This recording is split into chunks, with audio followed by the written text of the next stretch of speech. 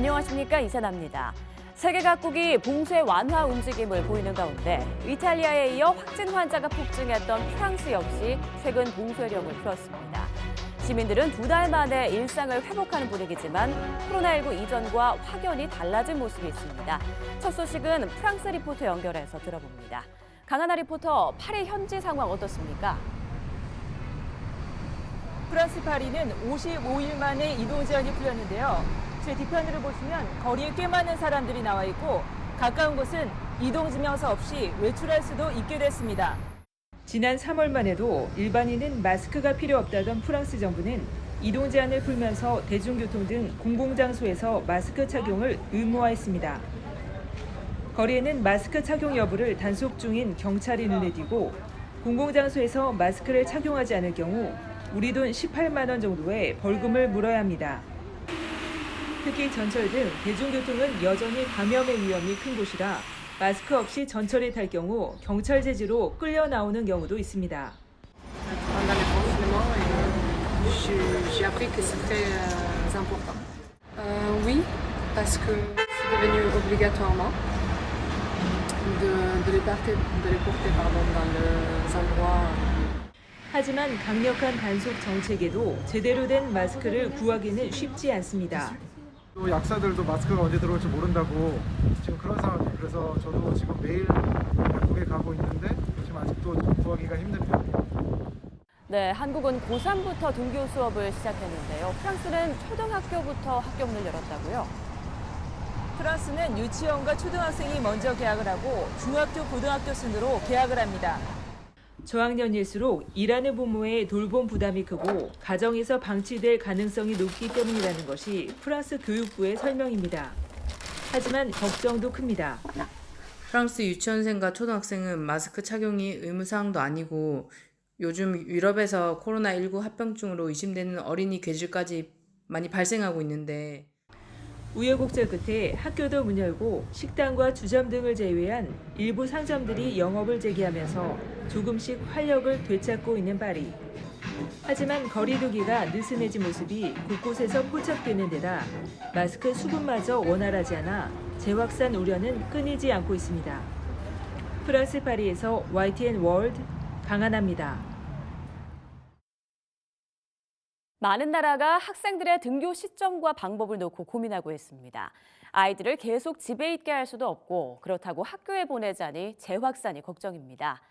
이달 초 다른 나라에 비해 단계별 개학을 일찍 시행한 이스라엘의 달라진 교실 풍경을 명형주 리포터가 카메라에 담았습니다. 학교에 갈 준비를 하는 하임 하나 남매. 체온을 재고 마스크와 손소독제, 항균 티슈까지 챙깁니다.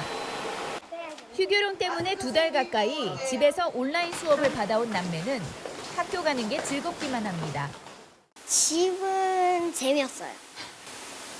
왜요? 뭐 뛸 때도 없고 친구들도 없어요.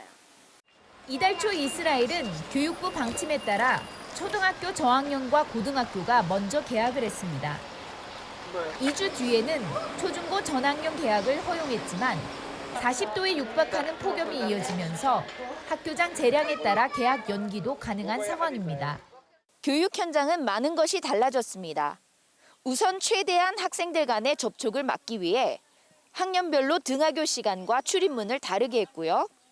뒤에 보시는 문은 3학년 학생들만 이용할 수 있습니다. There's less students in one class and you can't touch friends and you can't play with them the same stuff. 학생들은 학교에 도착하자마자 건강문진표를 제출하고 반마다 15명씩 나눠 수업을 받습니다. 만일을 대비해 쉬는 시간에도 교사들의 엄격한 관리가 이루어집니다.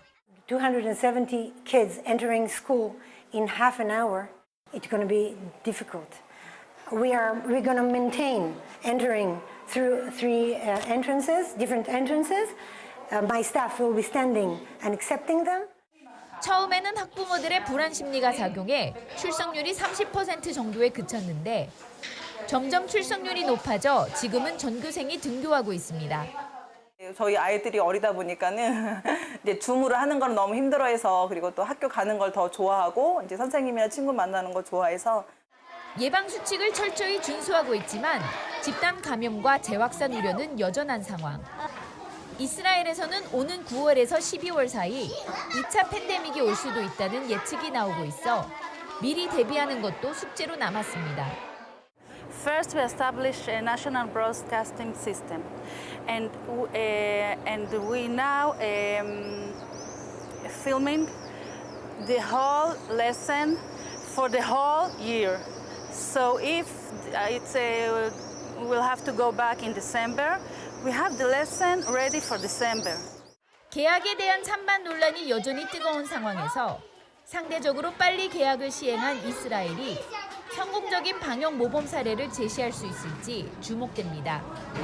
이스라엘에서 YTN 월드 명영주입니다. 일본 대부분 지역에서 코로나19 긴급 사태가 해제됐습니다. 감염 확산이 완전히 진정되진 않았지만 외출 제한과 휴업 등 조치를 풀면서 출구 전략에 나서고 있는데요. 현지 분위기는 어떤지 일본 후쿠오카로 함께 가보시죠. 코로나19 확진자가 줄어들면서 긴급사태가 해제된 일본 후쿠오카. 대형 쇼핑몰과 상점 등이 순차적인 영업 재개를 예고했지만 아직 거리에는 문 닫은 가게가 더 많습니다. 큰 길가에 위치하고 있는 카페인데요. 4월 20일부터 당분간 임시 휴업을 하겠다는 안내문이 적혀 있습니다. 한국과 중국 관광객 등이 몰리던 후쿠오카의 중심, 하카타역 인근도 한산하기만 합니다. 후쿠오카 공항은 지난 3월 말부터 거의 모든 국제선 노선이 중단돼 4월 여객수가 지난해 동기 대비 100% 가까이 감소했습니다. 작년에 비해서 시내 중심가에는 유동 인구가 매우 많이 줄어든 모습을 볼 수 있었습니다. 후쿠오카에서는 지난 3월 말부터 마스크나 손 세정제 등 방역용품 찾기가 어려웠는데요. 긴급사태가 해제되면서 중국산 일회용 마스크가 곳곳에 눈에 띕니다. 지하철 같은 밀폐된 공간뿐만 아니라 후쿠오카 최대 공항 곳곳에는 마스크를 꼭 쓰라는 안내 문구를 쉽게 찾을 수 있는데요. 평일 저녁 오후리 공원에는 수많은 시민들이 조깅과 산책을 즐기러 나오고 있습니다. 마스크 착용을 요청하는 안내문이 많이 있는데도 불구하고 하지 않고 산책이나 조깅을 하시는 분들도 꽤 많이 보였습니다. 비록 긴급사태가 해제됐지만 일본 내 전문가들은 재확산 우려가 있는 만큼 경기를 게을리하지 말 것을 당부하는데요. 저 같은 경우에도 코로나19가 완전히 사라지기 전까지 재택근무를 잘하면서 스스로 조심하려고 합니다. 코로나19 완화세를 보이고 있는 캐나다에서도 주 정부마다 활동 제한을 풀고 있습니다. 특히 부모가 일터로 복귀할 수 있도록 어린이집부터 문을 열고 있지만 사회적 거리 두기 외 뚜렷한 방역 대책이 없는 상황이라 불안감도 큽니다. 캐나다에서 장지훈 리포터가 전합니다. 캐나다 알버타주에서 미용실을 운영하고 있는 김혜경 씨는 2달 만에 가게의 문을 열었습니다. 경제 재가동을 위한 첫 단계로 미용실이나 식당 등 소매 상점 영업이 허용됐습니다. 대신 영업점 내 좌석을 절반으로 줄이고 식당에서는 가능한 한 테이크아웃 판매를 권고하고 있습니다. 계속 문의가 왔어요. 발표 나자마자 한 20-30분 만에 다들 기다리신 거지. 하나는 비워놓고 한 개만 가지고 운영하고 또 대기 손님도 들어올 수 없게 하고 있는 상황이고요. 아이를 둔 부모의 경제 활동을 위해 어린이집 운영도 재개됐습니다. 보육교사를 포함해 전체 인원수를 30명으로 제한하고 한 교실에 10명까지만 들어가야 합니다. 하지만 교사가 아이를 돌보면서 또는 아이들끼리 서로 거리를 두기란 현실적으로 어려운 상황입니다. We're trying to keep social distancing, but it's very hard to have social distancing with children. When they need a hug, you can't explain to them why you can't give them. 집단 감염 우려로 아이를 집에서 돌보는 편을 선택한 가정도 많습니다. 아무래도 코로나19가 전염성이 너무 강하니까 걱정이 돼서 애를 빨리 못 보낼 것 같아요. 어린애들을 볼모로 잡는 것 같아서 좀 걱정이 되더라고요. 캐나다 일부 주에서는 어린이집에 이어 학교도 시범적으로 문을 열 준비를 하고 있지만 아직은 무리라는 경고도 나오고 있습니다. 2달간 코로나19 저지를 위해 쏟은 사회적 노력이 허사가 되지 않도록 경제활동 재개를 위한 현실적 방역 조치가 더 필요하다는 지적입니다. 캐나다 알버타주에서 YTN 월드 장지훈입니다. 코로나19 확산 초기 감염자 추적과 격리를 포기한 영국이 최근 한국의 접촉자 추적 방식을 배우고 싶다는 뜻을 밝혔습니다.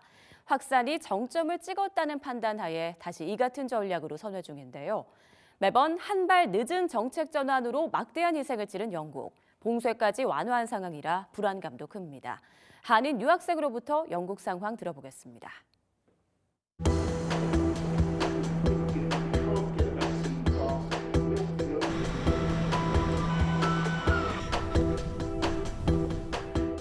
사실 백신 개발뿐만 아니라 대부분의 코비드19 관련 계획들은 영국의 많은 사람들은 여기에 대해서 좀 반신반의하는 분위기입니다. 많은 사람들이 정부가 그들 스스로 도대체 무엇을 하고 있는지조차 잘 모르는 것 같다는 비판을 많이 하는 편입니다. 사실 확진자나 사망자 수가 얼마나 증가했냐는 이런 수치보다는 내 주변 확진자의 경로가 어떠했는지에 대한 정보가 더 중요했다고 생각하지만 그동안 이러한 정보가 일반 시민에게 전달되지 못했다는 것도 개인적으로 아쉬운 부분이라고 생각하고 있습니다.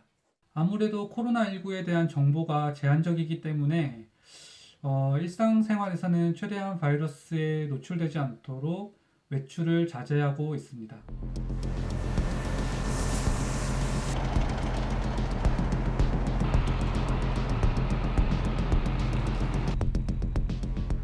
아무래도 영국 내 경제 침체가 수치로 드러나기 시작하고 경제 침체가 다른 사회적 문제를 야기할 수 있어서 지금 락다운 완화를 단계적으로 시도하려고 하고 있지만 지금도 락다운 완화에 대한 세부적인 계획이 상당히 애매모호하고 실행 불가능하다는 비판도 많이 있습니다.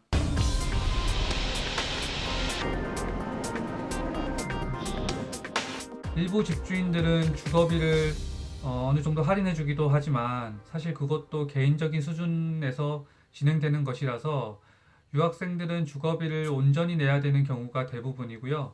아무래도 학교나 연구실 아니면 체육시설처럼 일상적인 루틴 속에서 사회적 관계를 형성해 왔는데 이러한 것들이 단절되어 있는 상황이고요. 외로움과 싸워야 한다는 것도 중요한 일이 되었습니다. 방역 모범국으로 평가받는 타이완도 코로나발 실업 사태는 피해가지 못했습니다. 높은 실업률과 휘청이는 경제를 잡기 위한 경기 부양 해법 찾기에 나선 타이완 상황을 이현자 리포터가 전해드립니다.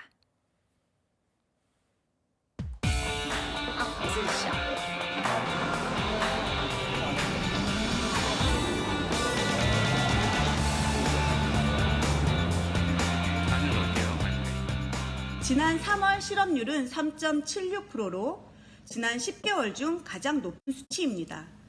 최근 코로나19로 인해 현지인과 여행객들이 크게 줄어서 야시장 업계에 큰 타격을 받고 있습니다. 야시장 특성상 바로 만들어 바로 먹는 그런 상점인 경우에는 매출이 80% 이상 줄었다고 합니다. 이 어려움을 극복하기 위해 현재 일부 야시장에서는 자체 배달을 하거나 배달 서비스를 이용해 매출을 늘리고 있는 상황입니다. 因为就是会想说人很多，所以就有可能会被传染一些就是病毒细菌。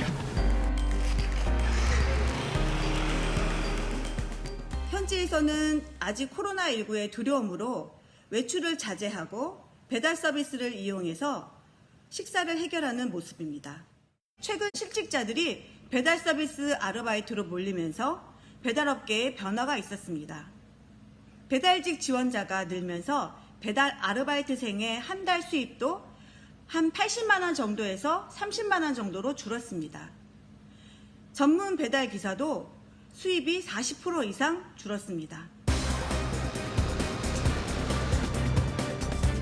우선 타이완 정부는 코로나19로 타격을 입은 일부 자국민들에게 1인 약 300달러 정도의 지원금을 주고 있고요. 또 지난 2009년도에 경기부양책으로 실시했던 전국민 상품권 나눔 같은 정책을 참고해서 현재 열심히 논의하고 있는데요.